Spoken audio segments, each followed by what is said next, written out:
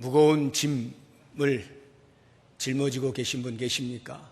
그것 때문에 낙심하고 계시는 분 계십니까? 또는 지금은 아니더라도 얼마 전까지만 해도 나는 낙심 중에서 어찌해야 할지 몰랐다라고 말씀하시는 분도 계실런지 모르겠습니다. 낙심이 찾아오면 우리 안에 있는 구원의 즐거움이 슬며시 자리를 비켜나게 되어 있습니다. 그 낙심이 너무도 크니까 즐거워할 여유가 없는 거예요. 그래서 구원의 즐거움이 어느덧 사라지게 되는 거죠. 낙심이라고 하는 이 말의 사전적 정의는 바라던 일이 이루어지지 아니하여 마음이 상함, 이렇게 되어 있습니다. 내가 바라고 내가 원하고 내가 기대하는 바대로 되어지지 아니할 때 마음에 찾아오는 상실감, 상처, 아픔, 한마디로 마음이 무너지는 상태를 가리켜서 낙심이라고 합니다. 사람마다 낙심하게 되어지는 이유가 다 다를 것입니다. 그리고 같은 사건 속에서도 사람마다 낙심하는 정도가 차이가 있을 수가 있습니다. 쉽게 예를 들어서 축구 광이신 분들은 국가대표 축구 선수들이 열심히 다른 나라와 시합을 했는데 지면 상당히 낙심합니다. 축구에 별 관심이 없는 사람은 똑같은 결과를 보지만 그렇게 대수롭지 않게 여기고 지나갑니다. 그런데 축구 광이신 분들은 술집에 가서 술을 몇 병씩 마십니다. 졌어 하면서 세상이 무너지는 듯한, 대한민국이 문을 닫아야 될 것 같은 그러한 낙심을 경험하게 됩니다. 손가락질 할 일도 아니고요, 이해를 못하겠다 할 일도 아닙니다. 각자 사람마다 그 사건에 대하여 얼마나 중요하게 여기느냐의 정도에 따라서 낙심의 크기가 차이가 있을 수가 있습니다. 그래서 어떤 사람은 낙심을 할 때 입맛이 떨어지는 정도의 낙심을 경험하기도 하고요. 또 어떤 사람은 일이 잘 손에 잡히지 않는 정도의 낙심을 하기도 합니다. 좀 더 심해지면 만사가 귀찮아집니다. 그리고는 현실에서 어떻게든지 도망을 가고 싶은 마음이 생기기도 합니다. 그러다가 그것이 더 심하게 되면 죽고 싶다 이렇게 마음이 드는 낙심이 찾아오기도 합니다. 이 정도의 낙심이라고 한다면 아마도 그것은 그 사람에게 인생 최고의 위기의 상황이다 라고 보아도 무방할 것입니다. 낙심의 먹구름이 몰려올 때 과연 우리는 어떻게 그 낙심으로부터 벗어날 수 있는가, 어떻게 극복할 수 있는가, 오늘 본문에 등장하고 있는 엘리야를 통해서 우리가 같이 한번 생각을 해보고자 합니다. 엘리야, 전혀 낙심하지 않을 것만 같은 엘리야가 낙심하는 장면이 우리가 읽은 본문에서 소개가 되고 있습니다. 과연 엘리야는 언제 낙심을 하게 되었을까 하는 것을 살펴보면 우리가 1차적으로 이렇게 표면적으로 눈에 보면 이세벨이 그의 생명을 위협할 때 낙심이 되었다라고 볼 수가 있겠습니다. 2절 말씀을 보면 우리가 읽지는 않았는데요, 이세벨이 사신을 엘리야에게 보내어 이르되 내가 내일 이맘때에는 반드시 내 생명을 저 사람들 한 사람의 생명과 같게 하리라. 그렇게 하지 아니하면 신들이 내게 벌 위에 벌을 내림이 마땅하니라 한지라.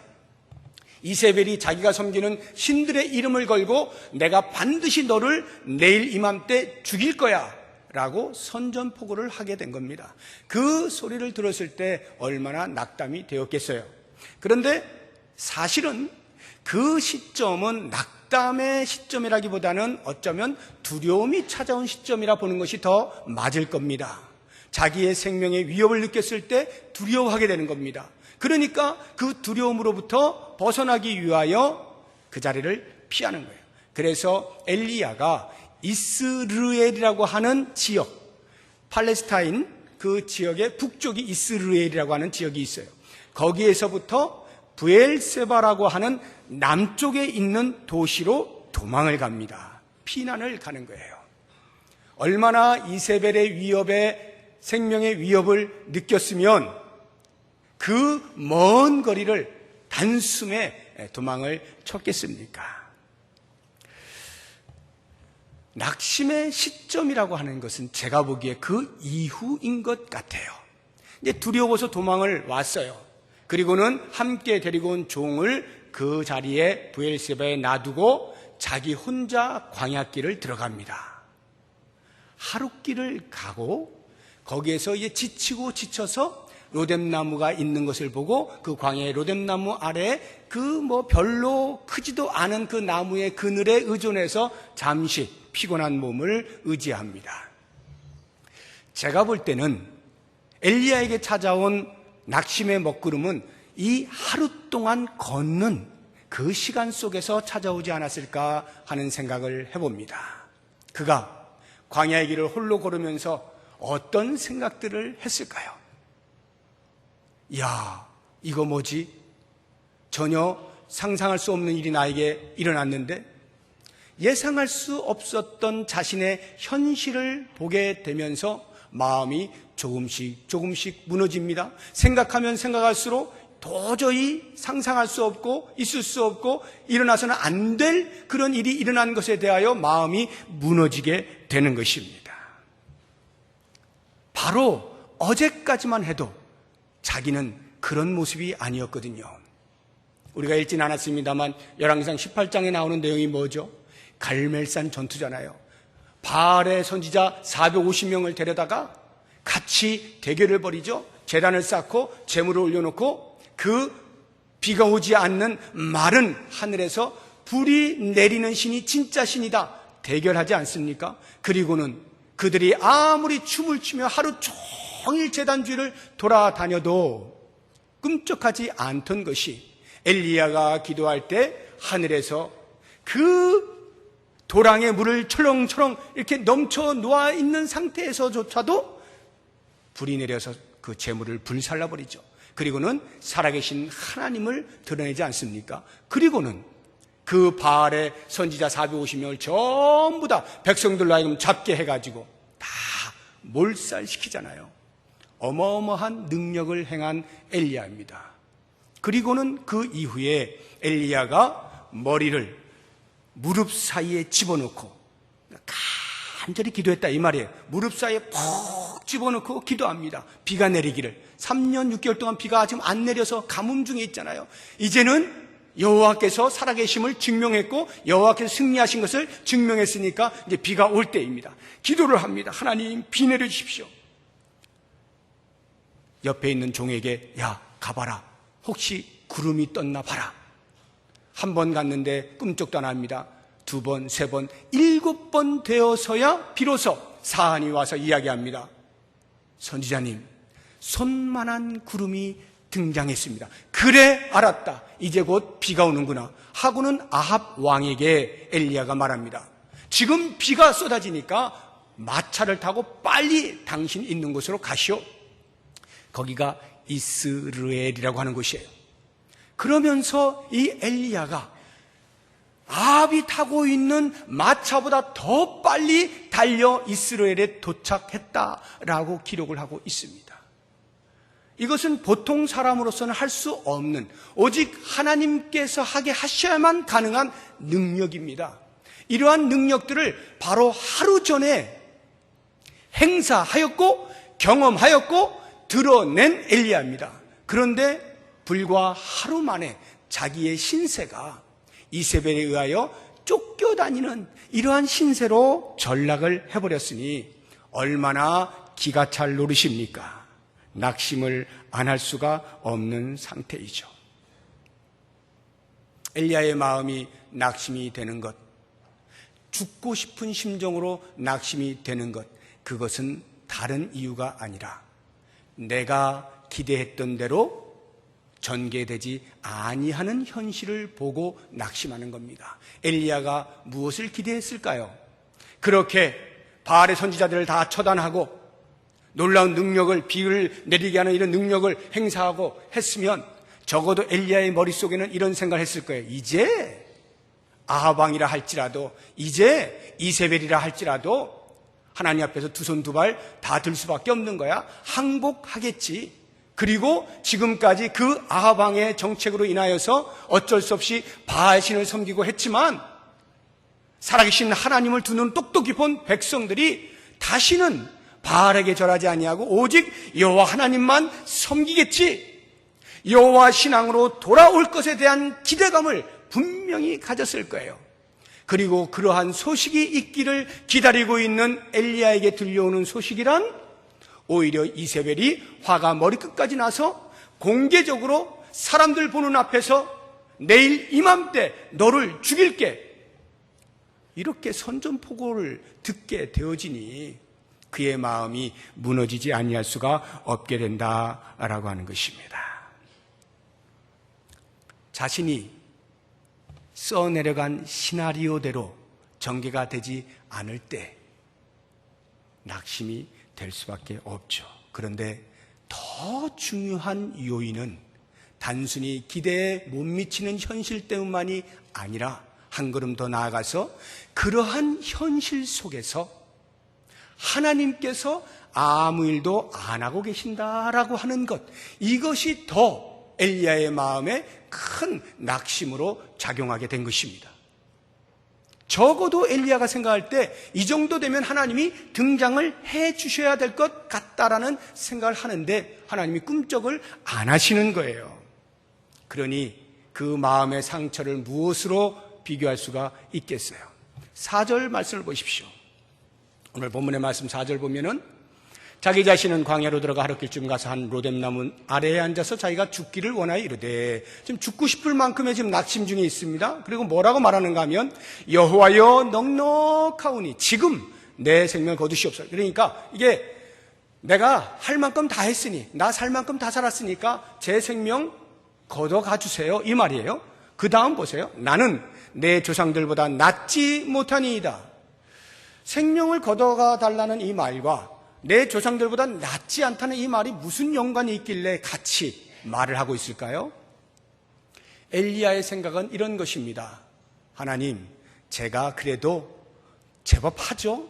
제가 그래도 하나님을 제대로 드러내죠? 제대로 대변하고 있는 거죠? 조상들은 그냥 그때그때 살다가 죽고 살다가 죽고 살다가 죽는 것인데 저는 그래도 하나님의 일을 제대로 하고 있는 것 맞죠?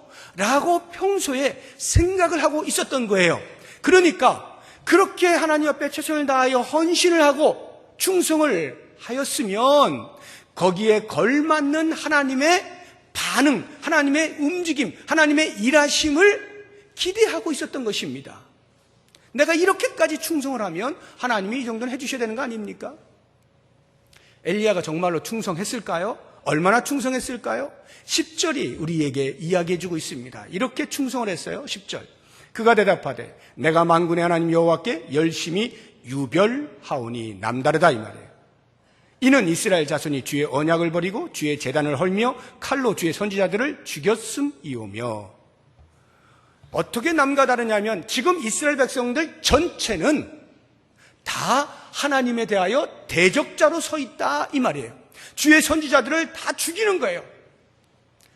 나 혼자서만 하나님의 편에 서 있는 것 아닙니까? 나 혼자서만 목숨을 무릅쓰고 죽음을 각오하고 하나님 편에 서서 하나님을 대변하면서 이렇게 버티고 있는 것 아닙니까? 하나님이 아시지 않습니까? 엘리야가 그랬을까요? 그랬습니다. 엘리야는 정말로 자기 홀로 하나님 편에 서서 죽으면 죽으리라는 각오를 가지고 이렇게 맞서서 선지자의 역할을 감당하고 있었던 거예요.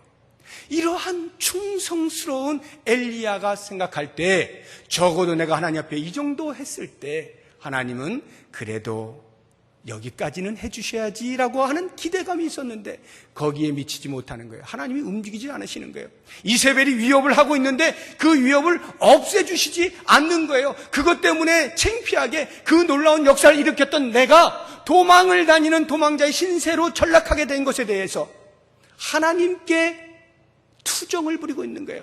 그래서 4절의 말씀은 내 생명을 거두시옵소서, 내가 조상들보다 낫지 못합니다, 뭐 어떤 겸손한 마음을 가지고 하나님 이렇게 말하고 있는 것이 아니라 빈정대고 있는 거예요.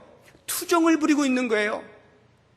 하나님, 저는 분명히 내 조상들보다 낫다고 생각하는데 아닙니까? 그게 아니었나요? 그렇다고 하면 뭐 제가 할 일이 더 이상 뭐 있겠어요? 그냥 데려가세요. 저 그냥 데려가십시오. 할 일이 없는 모양이네요. 제가 한 게 아무것도 아닌 모양이군요. 하나님은 아무렇지도 않은 모양이죠. 빈정대고 있는 거예요. 투정 부리고 있는 거죠. 하나님께서 자기의 행위에 대하여 상응하는 움직임을 보여주시기를 원하는데 그것이 눈에 보이지 않으니까 엘리야의 마음은 무너질 대로 무너져서 죽고 싶은 자리에까지 이르게 되었다라고 하는 것입니다. 자, 이러한 낙심의 때에 과연 엘리야는 어떻게 그 자리에서 벗어날 수 있었을까? 엘리야는 과연 벗어났는가라고 하는 것들을 우리가 살펴보면 좋을 것 같아요. 여러분 가운데서도 죽고 싶을 만큼의 그러한 낙심의 상태에 있다라고 한다면 과연 이 낙심으로부터 내가 어떻게 벗어날 수 있는가? 오늘 말씀을 통해서 같이 한번 찾아보면 좋겠어요. 아주 단순합니다. 신앙의 기본으로 돌아가는 거예요. 기독교 신앙의 기본은 뭡니까? 예수 그리스도가 나의 구세주임을 고백하는 게 기본이에요. 하나님의 천지 만물을 창조하심과 지금도 역사를 이끌어 가신다고 하는 사실을 인정하는 것, 이것이 신앙의 기본입니다. 하나님께서 지금까지 나를 위하여 어떤 일을 해오셨는가에 대하여 내 삶을 돌아보아 점검해 보는 것입니다. 이게 신앙의 기본이에요. 주를 기억하는 것이죠. 우리 시편 기자의 고백을 한번 들어보겠습니다. 시편 42편 6절 말씀. 시편 42편 6절. 우리 같이 읽어봅니다.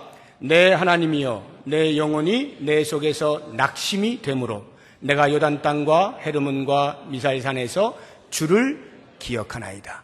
지금 이 시인이 낙심 중에 있어요.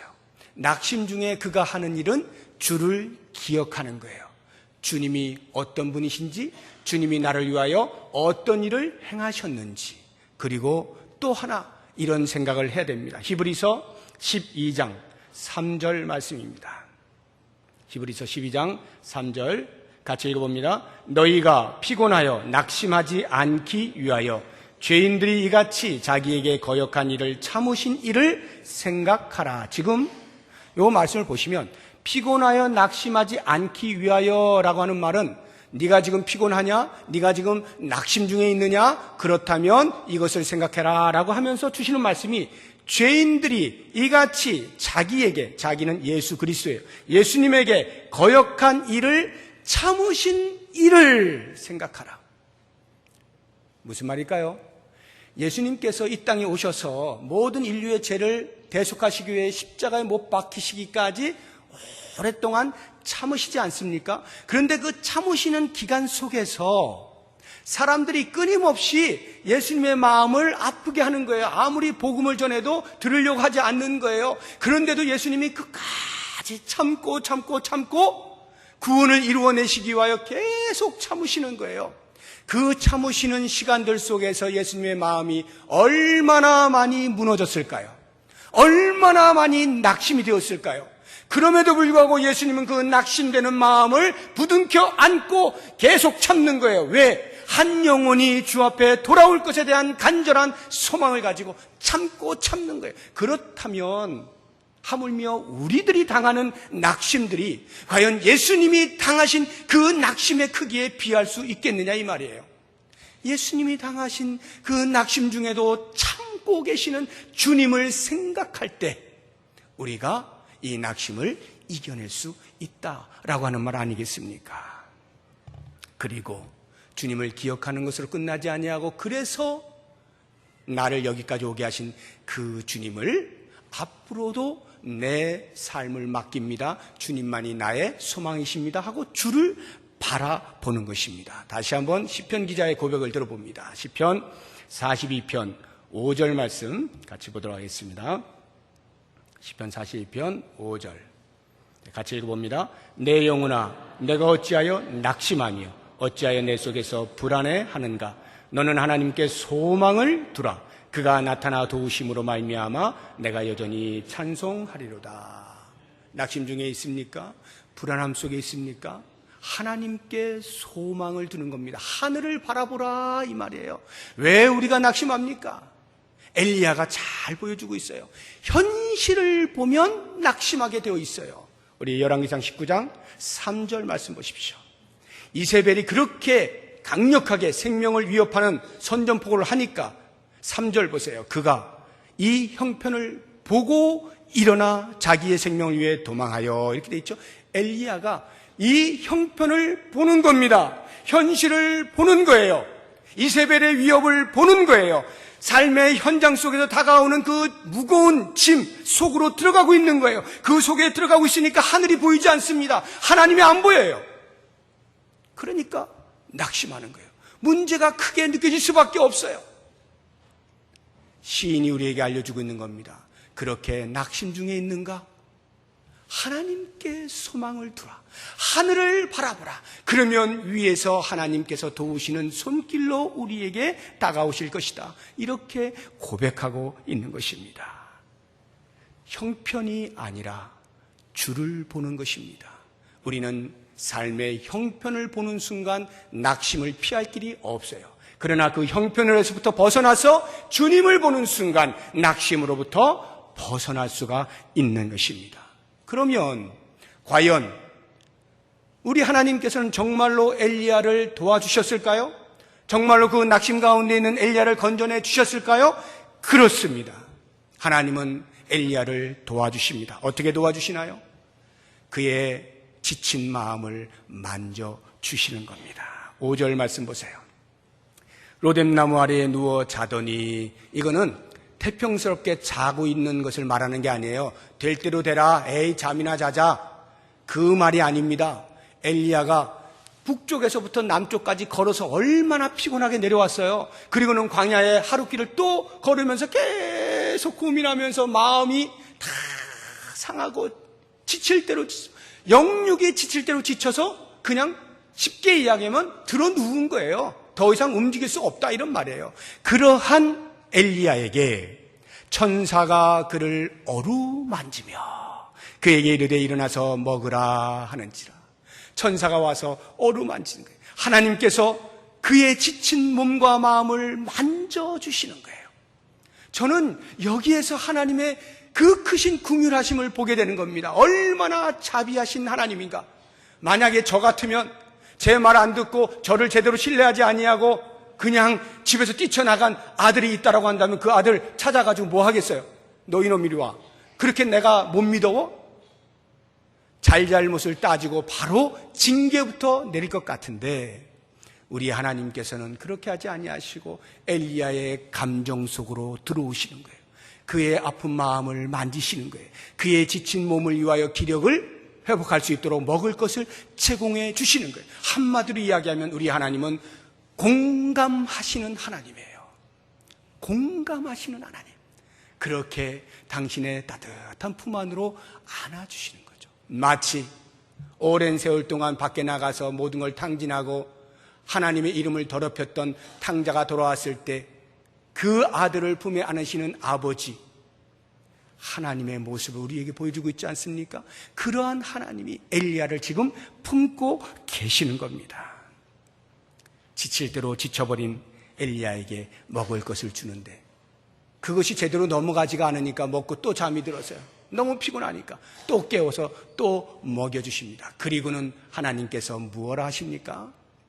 네가 갈 길이 머니까 빨리 이거 먹어, 힘을 내, 그리고는 갈 길을 가라 하고는 하나님께서 엘리야에게 호렙산으로 갈 것을 말씀하십니다. 호렙산으로 부르시는 거예요. 하나님께서 가게 하셨다라고 하는 표현은 나와 있지 않습니다만 엘리야가 호렙산을 목적하여 온 것이 아닌 것은 틀림없습니다. 그는 이세벨이 무서워서 도망온 것뿐이지 호렙산을 왜 갑니까? 아무 이유가 없어요. 하나님께서 가게 하시는 거예요. 그러면 왜 하나님이 그를 호렙산으로 데려가십니까? 호렙산은 신의 산이에요. 하나님께서 모세를 애굽에서 이스라엘 백성 건지게 하실 때 부르셨던 곳이 호렙산입니다. 그리고 그에게 율법을 주신 곳도 호렙산입니다. 하나님께서 모세를 만나 주신 자리가 호렙산이에요. 무엇을 의미할까요? 하나님께서 엘리야를 만나주시겠다라고 하는 것 아니겠습니까? 만나주실 하나님. 그리고는 그에게 다시금 너 지금 죽을 때가 아니야. 너 지금 낙심하고 있을 때가 아니야. 너는 지금 할 일이 있어를 알려주고 계시지 않습니까? 그래서 우리 하나님께서 말씀하시잖아요. 네가 어찌하여 거기 있느냐. 네가 어찌하여 거기 있느냐. 너는 지금 거기 있을 자리가 아니야. 너는 할 일이 아직도 있어. 힘을 내. 낙심할 때가 아니야. 그리고는 실제로 15절 16절에 보면은 하나님께서 엘리야에게 무엇을 해야 할지를 알려주시지 않습니까? 아람 왕을 세워라. 하사엘에게 기름을 부어서 아람 왕으로 세워라. 예후에게 기름을 부어서 이스라엘 왕으로 세워라. 엘리사에게 기름을 부어서 너의 후계자로 삼아라. 아직도 엘리야는 할 일이 많이 있는 겁니다. 호렙산으로 부르시는 하나님. 그리고는 거기에서 만나주시는데 어떻게 만나주십니까? 하나님께서 엘리야에게 너는 이 산 여호와 앞에 서라. 여호와 앞에 서게 합니다. 엘리야가 섰습니다. 그때 크고 강한 바람이 확 지나가는데 그 사이에 하나님이 계시지 않습니다. 그리고는 지진이 일어나는데 지진 가운데도 하나님이 계시지 않습니다. 그 이후에 불이 있는데 그 불 가운데도 계시지 않습니다. 그리고는 잠시 후에 하나님께서 세미한 소리로 엘리야를 만나 주십니다. 세미한 소리로 만나 주신다는 게 무엇을 의미하는 것일까요? 왜 급하고 강한 바람 속에 계시지 않고 지진이나 불 속에 계시지 않습니까? 엘리야는 그렇게 생각했던 겁니다. 적어도 내가 하나님을 믿는다라고 하는 것은 하나님의 능력을 행사하는 것으로 보는 것입니다. 그렇게 했을 때 내가 하나님의 일을 충성되게 감당한다고 생각하는 것입니다. 바람이 불어야 되는 것이고요. 지진이 일어나야 되고요. 불이 막 일어나야 되는 것입니다. 그렇게 엄청난 능력이 일어나는 곳에서만 하나님이 함께 하신다라고 착각을 하고 있는 엘리야를 교정시켜 주시는 거예요. 아니. 그렇게 나는 너와 함께 있는 것이 아니라 나는 세미한 소리로 너와 함께 있어. 무슨 말이에요?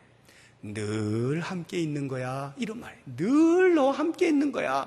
큰일 일어나지 않아도 나는 너와 함께 있어. 네가 고난 중에 있어도 낙심 중에 있어도 나는 너와 함께 있는 거야. 너는 왜 큰일이 있지 아니하면 내가 없는 것으로 생각하냐? 너는 왜 네가 생각하는 시나리오대로 전개가 되지 아니하면 마치 내가 없는 것처럼 여기느냐? 이걸 알려주시는 거예요. 우리 오늘 예배 전에 찬송 부를 때 좀 어려운 찬송 불렀잖아요. 거기 가사, 저도 뭐 곡은 다 기억이 안 나는데 가사의 뒷부분에 보면은 여호와 우리 주님은 산으로 계셔서 산이셔서 언제나 그 자리에 계시고. 얼마나 엄청난 고백인지 몰라요. 우리 하나님은 언제나 산으로 그 자리에 늘 계시는데 우리가 못 느끼는 거예요. 하나님은 바로 그 자리에서 당신의 섭리를 우리를 통하여 계속 이루어 가신다라고 하는 가사를 제가 보면서 깜짝 놀랐어요. 이야, 오늘 말씀이다. 오늘 말씀. 그렇습니다. 하나님은 세미한 소리로 항상 우리와 함께 계시는 거예요.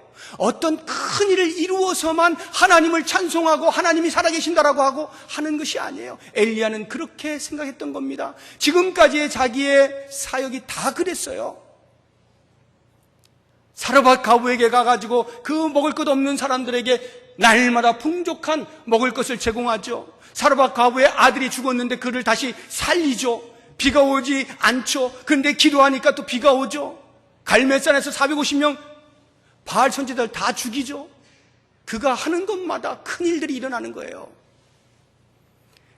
거기에만 하나님이 계시는 줄 알았던 엘리야에게 하나님께서 세미한 소리로 다가오시면서 나는 언제나 너와 함께 있다. 이 사실을 깨닫게 해주고 있는 거죠. 일의 성취 여부에 하나님이 계시고 안 계시고가 아니라 언제나 나와 함께 하시는 하나님임을 인식하게 될 때 비로소 우리는 낙심 중에서 빨리 벗어날 수가 있는 겁니다. 사랑하는 성도 여러분, 혹시 낙심 가운데 계십니까? 내가 생각했던 부부관계가 아니어서 이럴 바에는 뭐하러 사나 도망가고 싶으신 분 계십니까?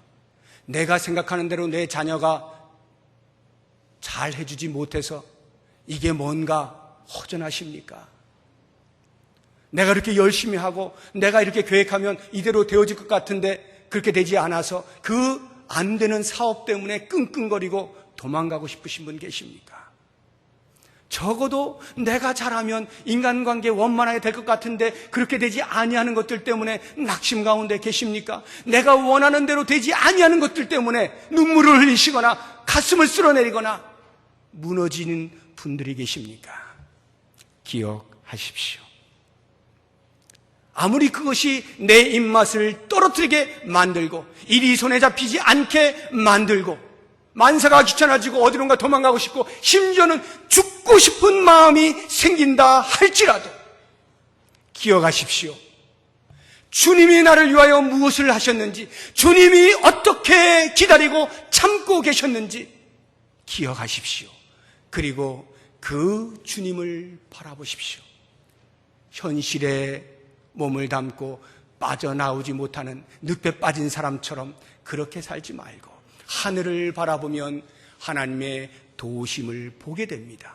우리 하나님은 다가오셔서 우리의 연약함을 끌어안으시고요, 우리로 하여금 하나님 앞에 서게 하셔서 아직도 살 이유가 있는 삶의 목표와 사명들을 부여해 주시면서 나는 언제나 너와 함께 있다라고 하는 것을 알게 해주심으로써 우리로 하여금 다시 한번 낙심해서 일어나서 우리에게 베푸신 그 구원의 즐거움을 누리며 살아갈 수 있게 하시는 이 하나님의 위대하심을 생각하시고 오늘 모든 낙심을 툴툴 털어 일어나셔서 다시 한번 주께서 우리에게 가게 하시는 영광의 자리를 향하여 한 걸음 한 걸음 걸어가시는 우리 모두가 될 수 있기를 주의 이름으로 축복합니다. 기도하겠습니다.